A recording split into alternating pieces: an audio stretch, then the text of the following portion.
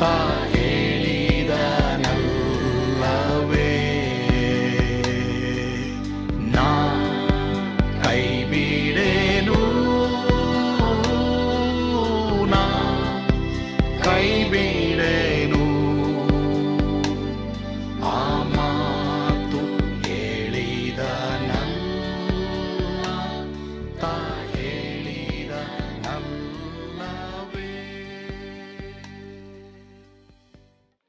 ಯೇಸು ಕೈ ಬಿಡನು ದೈನಂದಿನ ಸತ್ಯವೇದ ಅಧ್ಯಯನಕ್ಕೆ ನಿಮ್ಮೆಲ್ಲರನ್ನು ಆಹ್ವಾನ ಮಾಡ್ತೇನೆ. ನೀವೆಲ್ಲರೂ ಚೆನ್ನಾಗಿದ್ದೀರಾ? ಮಾತ್ರವಲ್ಲದೆ ಆತುರತೆಯಿಂದ ವಿಮೋಚನ ಕಾಂಡದಲ್ಲಿ 10 ಉಪದ್ರವಗಳ ಕುರಿತು ಕಲಿಯೋದಕ್ಕೆ ಆಸಕ್ತಿ ಉಳ್ಳವರಾಗಿದೆ ಎಂಬುದಾಗಿ ನಾನು ನಂಬ್ತೇನೆ. ಸೊ ಇಂದು ನಾವು ವಿಮೋಚನ ಕಾಂಡ 10ನೇ ಅಧ್ಯಾಯ 3ರಿಂದ 6ನೇ ವಚನ, ಮೋಶೆ ಫರೋಹನ ಬಳಿಯಿಂದ ಹೊರಟು ಹೋದನು, ಈ ವಿಷಯದ ಕುರಿತು ಈ ದಿನ ನಾವು ಧ್ಯಾನ ಮಾಡೋಣ. ಓದ್ಕೊಳ್ಳೋಣವಾ? ಮೋಶೆ ಆರೋನರು ಫರೋಹನ ಬಳಿಗೆ ಹೋಗಿ ಅವನಿಗೆ, ಇಬ್ರಿಯ ದೇವರಾಗಿರುವ ಯೆಹೋವನು ಆಜ್ಞಾಪಿಸುವುದೇನೆಂದರೆ, ನೀನು ನನ್ನ ಮುಂದೆ ತಗ್ಗಿಸಿಕೊಳ್ಳದೆ ಇರುವುದು ಇನ್ನೂ ಎಲ್ಲಿಯವರೆಗೂ? ನನ್ನನ್ನು ಆರಾಧಿಸುವಂತೆ ನನ್ನ ಜನರಿಗೆ ಅಪ್ಪಣೆ ಕೊಡು. ಅಪ್ಪಣೆ ಕೊಡದೆ ಹೋದರೆ ನಾಳೆ ನಿನ್ನ ರಾಜ್ಯದೊಳಕ್ಕೆ ಮಿಡತೆಗಳನ್ನು ಬರಮಾಡುವೆನು. ಅವು ಭೂಮಿಯನ್ನೆಲ್ಲ ಮುಚ್ಚಿಕೊಳ್ಳುವವು, ನೆಲವೇ ಕಾಣಿಸದೆ ಹೋಗುವುದು.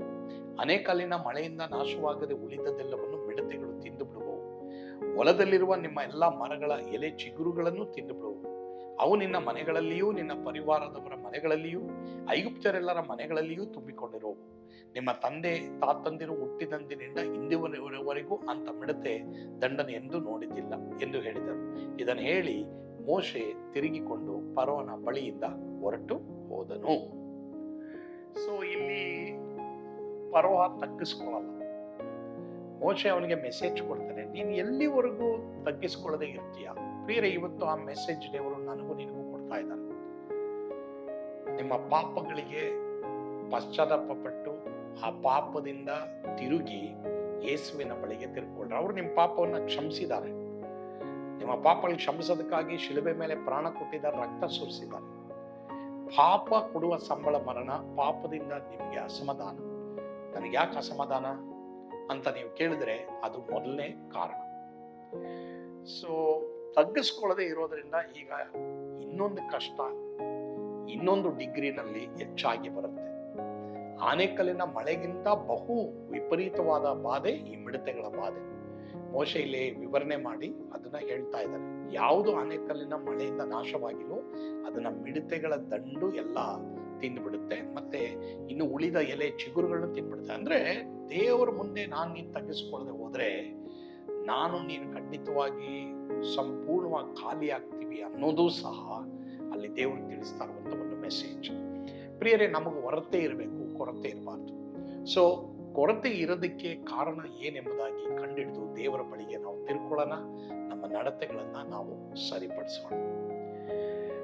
ಮತ್ತೆ ಆ ಮೋಶೆ ಇಲ್ಲಿ ಏನ್ ಹೇಳ್ತಾನೆ, ನಿಮ್ಮ ತಂದೆ ತಾತಂದಿರು ಐಗುಪ್ತ ದೇಶದಲ್ಲಿ ಹುಟ್ಟಿದ್ರಲ್ಲ, ಅವ್ರ ಕಾಲದಲ್ಲಿಯೂ ಈ ತರ ನಡೆದಿಲ್ಲ, ಇಂಥ ಮಿಡತೆ ದಂಡನ್ನ ನೋಡಿದಿಲ್ಲ, ಅಂತ ಮಿಡತೆ ದಂಡನ್ನ ನಿನ್ನ ಮೇಲೆ ಬರ ಮಾಡ್ತೀನಿ ಅಂತ ಹೇಳಿ ಮೋಶೆ ಮುಖವನ್ನ ತಿರ್ಸ್ಕೊಂಡು ಹೋಗ್ಬಿಡ್ತಾನೆ. ಕೆಲವು ವೇಳೆ ದೇವರು ನಮಗೆ ಹೇಳಿ ಹೇಳಿ ಹೇಳಿ ಹೇಳಿ ನಾವು ತಿರುಗದೆ ಹೋದ್ರೆ ದೇವ್ರ ಮುಖ ತಿರ್ಸ್ಕೊಳ್ಬೇಕಾಗ್ತದೆ. ಆ ರೀತಿ ಆಗದೆ ಇರೋ ಹಾಗೆ ಇವತ್ತು ಪಶ್ಚಾತ್ತಾಪ ಪಡ್ರಿ, ಮಾನಸಾಂತರ ಪಡ್ರಿ, ಆ ಪಾಪಗಳನ್ನ ಬಿಟ್ಟು ದೇವರ ಬಳಿಗೆ ತಿಳ್ಕೊಳ್ರಿ. ದೇವರ ಆಶೀರ್ವಾದ ನಾವು ನೋಡ್ತೇವೆ. ಅಥವಾ ನಿಮ್ಮ ತಂದೆ ತಾಯಿಗಳು ಹೇಳ್ತಾನೆ ಇದ್ದಾರೆ, ನೀವು ದೇವರ ಕಡೆ ತಿಳ್ಕೊಳ್ತಾ ಇಲ್ವಾ?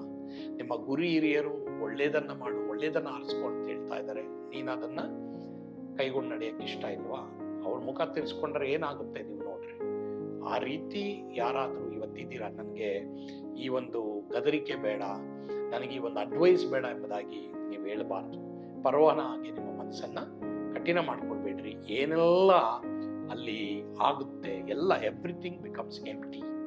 ಆ ಒಂದು ಸಿಚುವೇಶನ್ ಅಲ್ಲಿ ಯಾರಾದ್ರೂ ಇದ್ರೆ ಇವತ್ತು ಬೇಗನೆ ದೇವರ ಕಡೆಗೆ ತಿರುಗಿಕೊಳ್ಳ್ರಿ.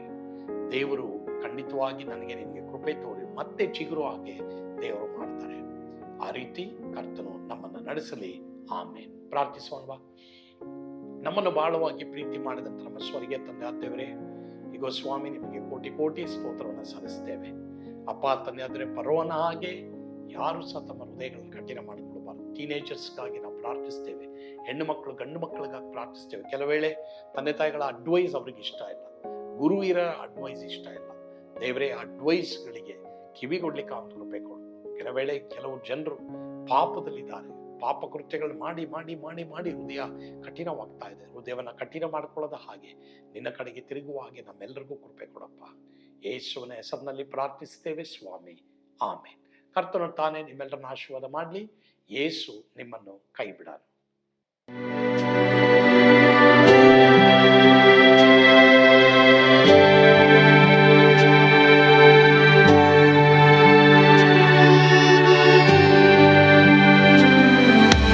ನಾನು ಪಾತ್ರದಲ್ಲಿ ಇರುವಾಗಲೂ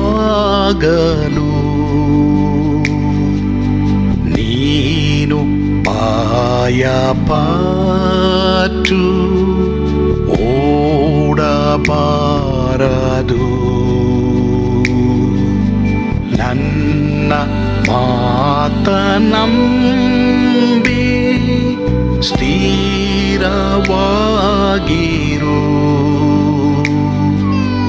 ನಿನ್ನ ಬಿಡಲಾರೆ, ಬಿಡೆನು ಎಂದೆಂದಿಗೂ.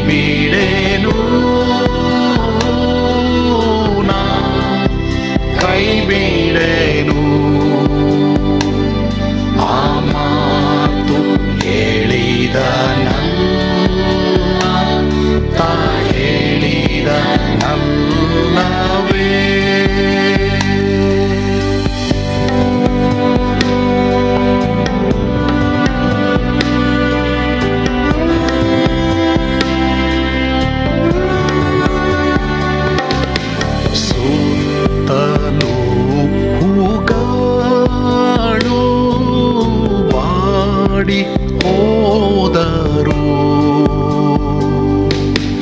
ಮೇಲೆ ಸ್ವರ್ಗದೋಳು ಬಾದಲಾಗದು.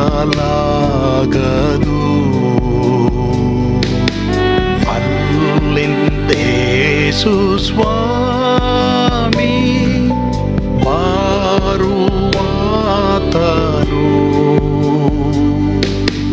ನನ್ನ ಬಿಡಲಾರ, ನನ್ನನ್ನು ಕೈ ಬಿಡಲು. ನಾ ಕೈ ಬಿಡೆನು,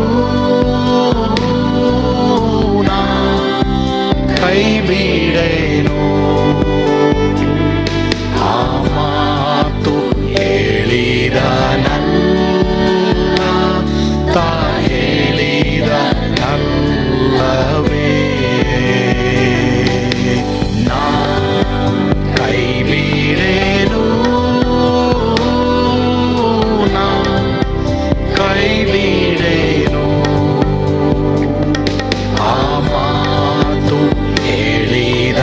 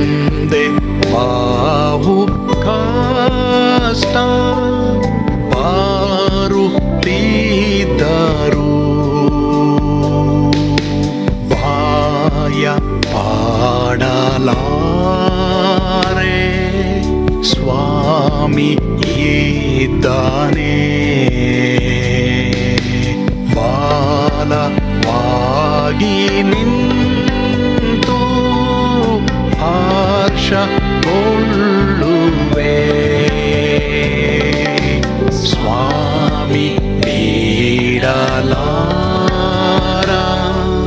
ಸ್ವಾಮಿ ನನ್ನ ಕೈ ಬಿಡನು ನಾ ಕೈ ಬಿಡೇನು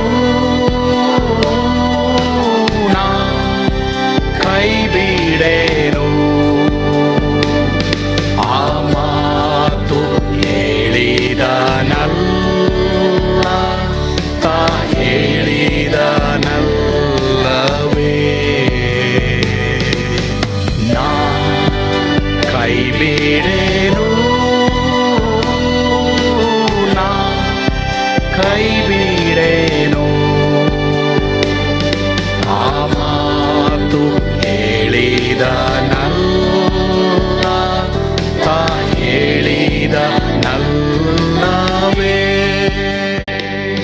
ತಾ ಹೇಳಿದನಲ್ಲ